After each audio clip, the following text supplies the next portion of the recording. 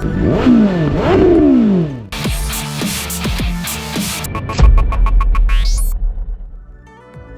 うもどうも、つよぽんチャンネルへようこそ。早かったような、短かったような、この SNR ですね、購入して約2年半経ちました。で、今回ですね、2年半乗って33,333キロ走行したところですね、通常では皆さん、このインプレッションではいいところばっかりお話しされてますけども、今回ですね、実際にこの SNR に乗ってるオーナーがあまり言いたくない SNR の残念な点を6点ですね、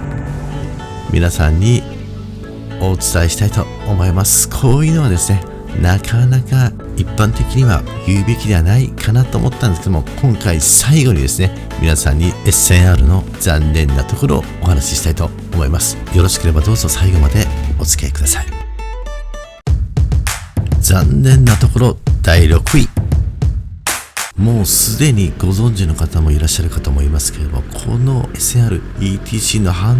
応が悪いんですよね。この ETC 今まで5回止められたことがあります。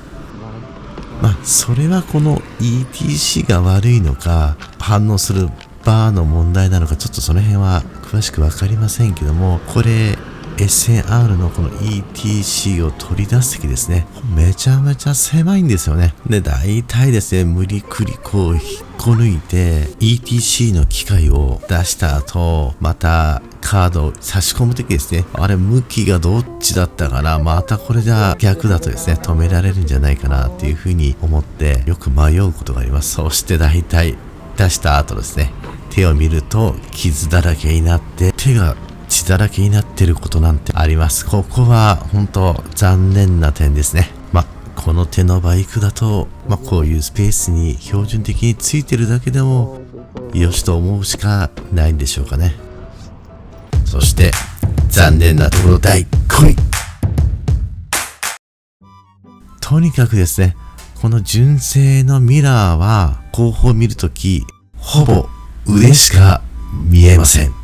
ほぼです。特にこの高速道路なんかで後方を確認するときは、ちょっとやっぱ首をですね、あまりずらしてミラーを集中してしまうと、風の抵抗などで結構危ないなっていうことは感じたことが何回もありました。それでなんとかならないかなっていうことで、このデイトナのですね、バーエンドミラーを取り付けてみました。でも、一般的にバーエンドミラーっておしゃれ重視で全然実用性がないと言いますけども、このバーエンドミラーはすごく改善されてよかったですね、逆に。とてもこのツーリングもですね、快適に後方の視界もよく見えて、もう見違えるようなバイクにですね、スタイリングもそうですけども、ものすごくストレスが解消されましたね。本当目の動きだけで今まで見えなかったバイクの後ろの方までですね、シートの方までよく見えるぐらい視界が良くなりました。たまにいるんですよね。めちゃめちゃスピードで高速道路で追い抜いていくバイクや車、高速道路で安心して走行することはもちろんのことですけども、阿蘇などのやや高速で走るバイカーがですね、追い越しをしてくるバイカーさんなんかも未然に情報がですね、視界のミラーで確認することができるので、よりツーリングも楽しむことができております。残念なところ第4位。純正のアクラボマフラーですね。デザイン的な面ではですね、ものすごくかっこいいです。ただ残念なのは優等生みたいな音なんですよね。で、実際に今聞いてる音だけで判断するとなかなかいい音に聞こえるんですけども、これがヘルメットをつけた状態で走行すると音が全然聞こえないんですよね。それで評判のいい SC プロジェクタさんのスリップオンマフラー、カーボンタイプですね。これに交換したらめちゃめちゃ良くなったんです。聞いてください。ボンボンボ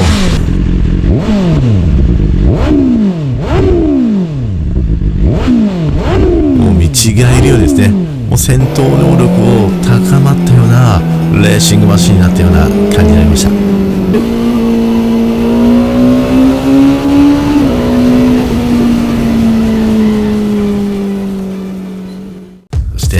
念なところ第3位。リセールが低すぎます。してもらいました。新車価格実際に250万円の査定してもらった R の下取り価格はつまり250万円のバイクがなんとも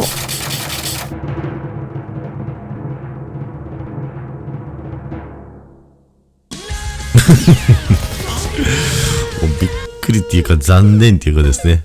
まあ売るために買ったわけじゃないんですけども、これはなんかショックだったですね。空前のバイクブームだっただけにこれは残念でしたね。噂では聞いていたんですけどね。でこれ下取りで M1000R 購入しようかなと思ったんですけども、全く届かなかったですね。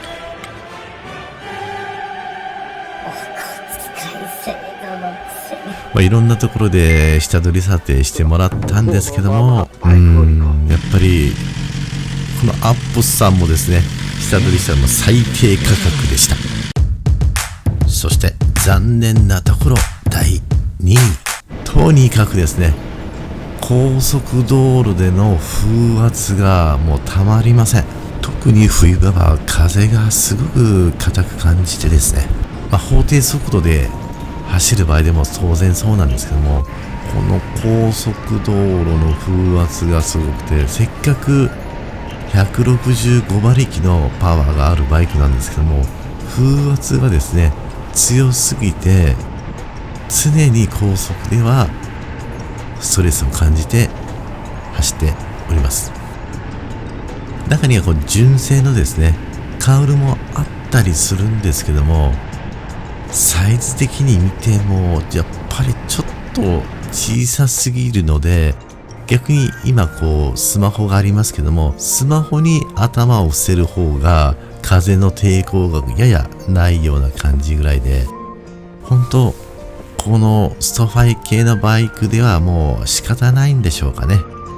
どうしてもこの高速道路での風の抵抗に悩まされています。中には大きいスクリーンをつける場合の方もいらっしゃいますけど、私個人の意見にはなりますけども、やはりこの手のバイクにですね、そんな大きいスクリーンつけたらなんかかっこ悪いですよね。なので今でも我慢してスクリーンなしで走るっていうのは高速道路では嫌な思いしますね。そして残念なところ第1位、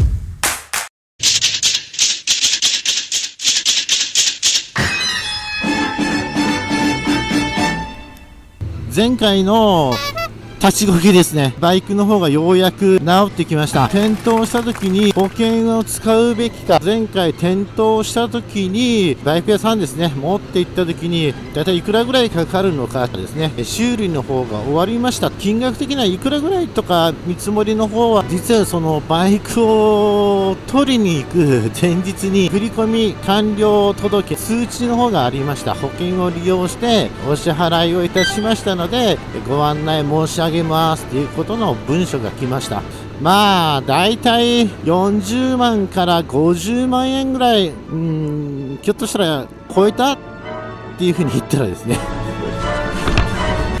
要所をこう見せられてですね、立ちこけでなんと103万円ですよ。驚きました。 BMW ってそんな高いんですかね。皆さんどう思いますか。でそれを見た時にですね、うちの妻の方がねえねえねえねえねえねえねえってあんたこれ見てって、いや自分も大体計算して金額の方は分かっていたつもりなので、 BMW S1000R 自分の見た目でもマフラーがだいたい22万ぐらい、カウルの方が8万ぐらい、このレバー関係ですね、ブレーキステップ合わせてもだいたい40万ぐらいが妥当かなと思ったんですけども、あとはその整備費用工賃込みで50万と思ったら、なんとその倍以上の金額がいって驚きました。